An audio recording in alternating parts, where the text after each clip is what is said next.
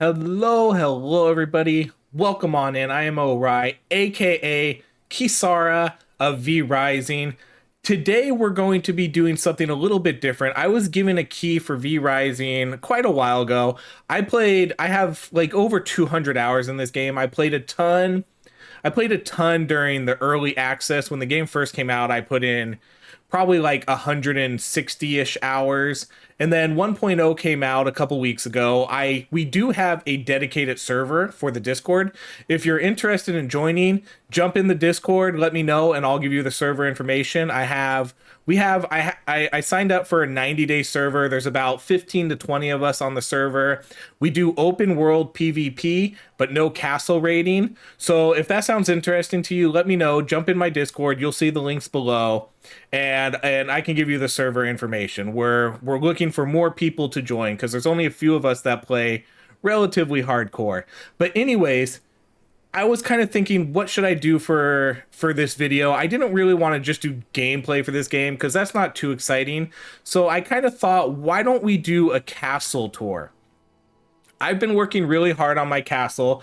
I put probably ever since I got to castle level 3 and I got to expand it more, I've probably put like 10 hours into redoing my castle and redesigning it. So I thought it would be fun to do a video to kind of show off what I've been working on, what I have, and maybe if you haven't seen the kind of stuff that V Rising can do with its castles, this will kind of give you a good idea. It's not like the best castle ever, but I do think it's pretty good, and I did put a decent amount of time into it. There are way better castles out there, but let's go in and start. We'll start off with the outside area. So like I have this nice garden area. We have a nice little horse stable over here where I currently just have one horse. You can see I set up a nice walkway with some nice benches.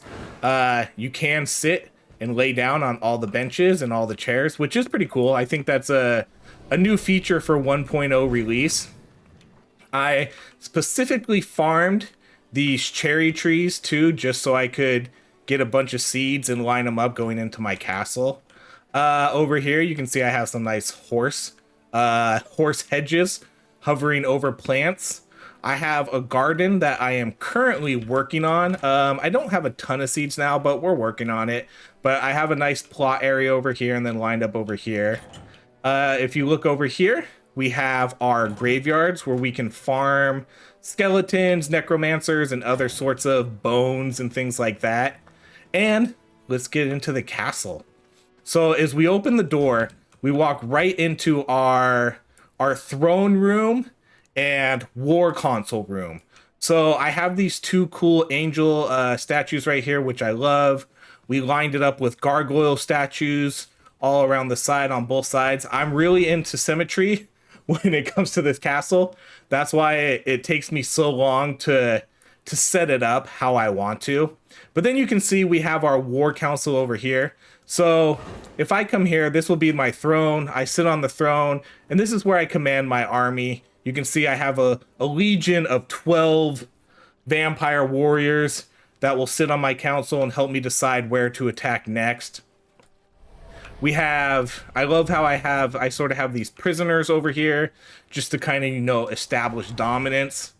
And then I have these two cool statues lined up right next to my throne. I think it looks pretty badass. And then if we come over here to the, I guess, left-hand side from when you enter, we have our kitchen. You can see we're currently low on food. I do need to go out hunting and restock our refrigerator. And then coming in here, of course, right next to the kitchen, because this has to be a reminder, this is my servants' room. So the servants have a pretty nice room. I treat my servants relatively well, but as I said, there is always this constant reminder that if they end up being bad servants, they could end up being a good dinner. So I have tables lined up for them where they can eat and talk. I have a prayer area for them. I have pictures of Uncle Vladimir and Auntie Vanessa, my two favorite aunt and uncles. We have their supply area right here where they can get their weapons and armor for when they go out. And then we have a miscellaneous chest for them. Let's go over on to the right-hand side where you can see there's a little, so again, I really like symmetry. So we put another door here, and of course, we go out into our nice little open breakfast patio, our garden breakfast patio where I can sit down in my chair and overview the nice, beautiful entrance I have to my castle. I do invite guests over frequently and we'll chat about war and what's going on in the area. And then if we come in here, this is sort of my let's get ready to leave room. I have a teleporter here that takes me around my castle. I have my teleporter here, which will take you all around the map. So if I hit this teleporter, I can go to any of these other teleporters. And then I have a chest right here where if I accidentally have gear in my inventory that I can't teleport with, I just drop it off there and then I go sort it off later. I do think it's a great idea to have one of these by your teleporter just in case. And now we're gonna come up to the bread and butter. So you can see that I do have the Castlevania theme for this first floor. Pretty much everything here is Castlevania themed with the statues, the carpet, a lot of the pictures. But then if we come up here, we kind of go back to the old school style. And this is probably my favorite area in the room. This is the one I spent the most time on because this is where I really enjoy my symmetry. I like things to be as even as possible. I couldn't quite get it there as well as I want it, but I think we're pretty close. So if we come in here, you can see I have my storage room. This is where we store everything from like our scrolls, our weapons. I don't have a lot in storage right now because one, I'm still working on building up my armory, and then most of the stuff goes on my servants. We have our jewels, all our herbs, like our tailoring supplies. This is where we keep all our ore and wood. And then I have all my gem collections in here. And then we have fish, and we have these are like the construction kind of stuff, my stuff that we need for statues and paintings. And then again, we have a little statue over here. And now this is my favorite part. This is where I think it looks really cool because I think I lined it up really well. We have pictures on both sides of the lineage of our vampire history. And then we have these nice vases and plants going all the way down. And I think the color just looks really good. I have like this white accent light on going down each wall. So if we walk down here, we'll come all the way to the end. And I'll have a couple extra statues up here, which I think look pretty cool. But this is where I have all my crafting and refining supplies. So we have our lumber room, we have our tailoring room, I have my leather making room, and you can see it's all connected by nice carpeting. And then I have my grind room, we have our paper making room. On this side we have our like gem crafting and jewel crafting. And then here we have, I guess, our armory where we have our furnaces. We have our fabricator, and then we have our ancestral forge, which I'm currently working on trying to get some of these newer weapons, crafting these. Unfortunately, I am a long range user. I like using the crossbow. This one, the merciless iron crossbow, is literally the only merciless weapon I don't have unlocked. So I haven't been able to make that. It's just been kind of sitting there waiting. And then here I have this is going to be our alchemy lab where we have our vermin nest, our blood press, and then our alchemy table. And then last, let's go up to the top floor where this is where more of the magic happens. This would be my bedroom. So I crafted a room just specifically for myself and my guests.